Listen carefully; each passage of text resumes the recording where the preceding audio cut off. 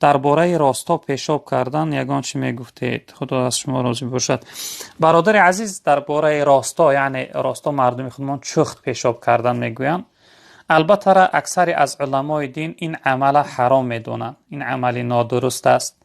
اگرچه یک روایت آمده است که والله اعلم حدیث بخاری باشه که جناب پیغمبر صلی الله علیه و سلم را دیدن که یعنی راستا پیشاب کرده است، شاید یگان حالت عذر حضرت بود.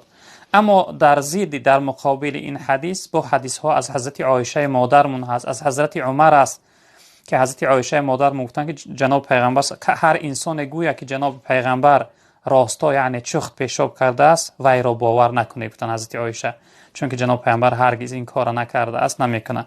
از حضرت عمر رضی الله تعالی عنه هم این چنین روایت است که یعنی جناب پیغمبر صلی الله علیه و سلم نهی داشتن از پیشاب کردن راستا، این حرام است. در روایت دیگر هست که جناب پیغمبر صلی الله علیه و سلم گفتن که همه عذاب قبر برای همون انسانی هست که از یعنی چیلچه های پیشاب خود را نگه نمیداره.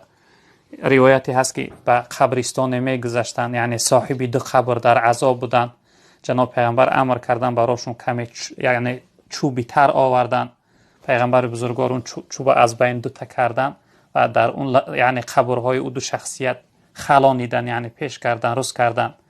بعد از اون گفتن که تا وقتی که این چوب ها یعنی سبز هستن ذکر میگوین، از خداوند امید دارم که عذاب اینها سبک کرده میشود.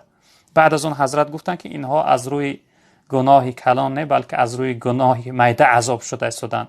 گناهیتش گفتن این است که سخنچینی داشت، یعنی خبر یک کس به جای دیگر میبرد. گناه دیگرش این بود که از پیشاب خودداری نمیکرد، یعنی از پیشاب خودش را نگه نمیکرد، یعنی هم چلچه های پیشاب در پاچه ها و در بدنش میرسیدن.